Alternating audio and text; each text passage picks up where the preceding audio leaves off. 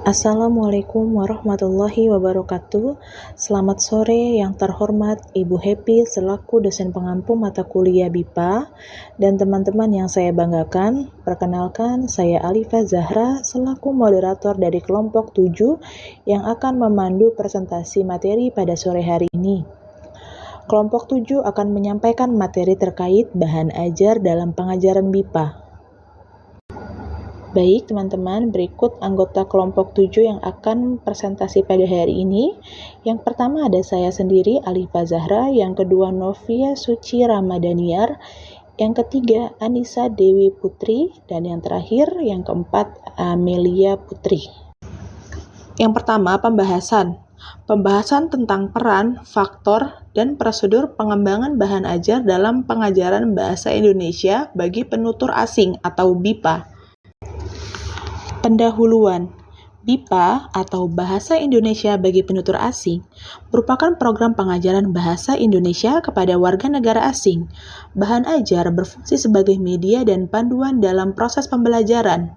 Kualitas bahan ajar sangat mempengaruhi keberhasilan pembelajaran BIPA. Poin pertama itu pembahasan tentang peran bahan ajar dalam pengajaran BIPA. Yang pertama ada panduan pembelajaran. Ini berperan untuk memberi arah bagi pengajar dan peserta didik dalam mencapai tujuan pembelajaran. Lalu ada sumber materi terstruktur. Perannya itu menyediakan konten yang sistematis sesuai dengan tingkat kemampuan. Lalu ada media pembelajaran juga. Ini menyediakan teks, gambar, audio, dan video sebagai sarana pembelajarannya. Selanjutnya ada alat evaluasi. Ini berperan untuk membantu menilai pemahaman dan kemajuan peserta.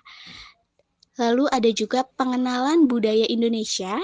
Ini mengintegrasikan nilai-nilai sosial budaya lokal ke dalam pembelajaran. Sebagai sumber utama pembelajaran, bahan ajar ini juga berperan menyediakan input linguistik berupa kosakata, tata bahasa, dan ungkapan yang dibutuhkan oleh penutur asing untuk memahami dan menggunakan bahasa Indonesia. Bisa disebut menjadi panduan penguasaan kompetensi. Dan hal ini bahan ajar BIPA juga disusun oleh berdasarkan level kemampuan sesuai dengan kerangka acuan umum Eropa atau kerangka lainnya, sehingga membantu siswa berkembang secara terstruktur. Yang terakhir itu berperan untuk mengenalkan budaya Indonesia. Selain bahasa, bahan ajar BIPA juga memperkenalkan unsur budaya seperti adat, makanan, kebiasaan, hingga nilai-nilai sosial Indonesia yang penting untuk kompetensi interkultural.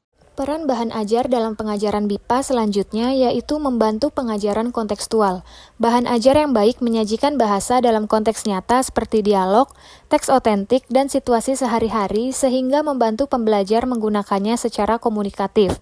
Kemudian, sebagai alat diferensiasi pembelajaran, dapat disesuaikan dengan latar belakang peserta seperti bahasa ibu, usia, minat, dan tujuan belajar. Selanjutnya, menunjang keterampilan berbahasa.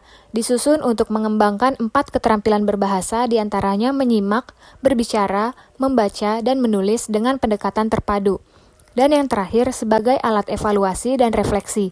Bahan ajar biasanya menyertakan latihan dan soal evaluatif yang membantu guru dan siswa menilai pencapaian belajar.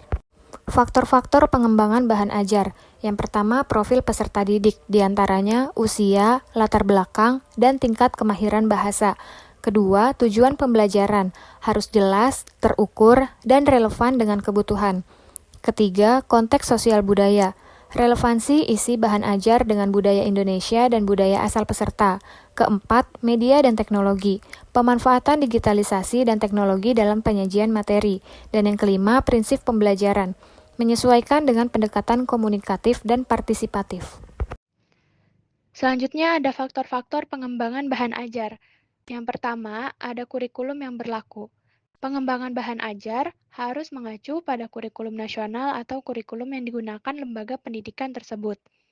Yang kedua, ada pendekatan dan metode pembelajaran. Apakah pendekatan dan metode pembelajaran ini menggunakan pendekatan saintifik, problem-based learning, project-based learning, dan lain-lain. Yang ketiga, ada evaluasi dan umpan balik. Pada bagian ini perlu mempertimbangkan bagaimana bahan ajar akan dievaluasi efektivitasnya dan bagaimana hasil evaluasi digunakan untuk perbaikan. Selanjutnya ada prosedur pengembangan bahan ajar. Yang pertama, ada analisis kebutuhan. Analisis kebutuhan ini menilai kebutuhan peserta didik dan konteks belajar. Yang kedua, ada merumuskan tujuan, yaitu menyusun tujuan pembelajaran berdasarkan hasil analisis. Yang ketiga, ada penyusunan materi, yaitu mengembangkan isi yang sesuai dengan level bahasa, yaitu A1 sampai C2. Yang keempat, ada desain aktivitas pembelajaran, yaitu membuat latihan dan tugas yang komunikatif dan kontekstual. Yang kelima, uji coba bahan ajar, yaitu mengujikan materi untuk memperoleh umpan balik. Yang keenam, ada revisi dan finalisasi, yaitu perbaikan materi sebelum digunakan secara luas.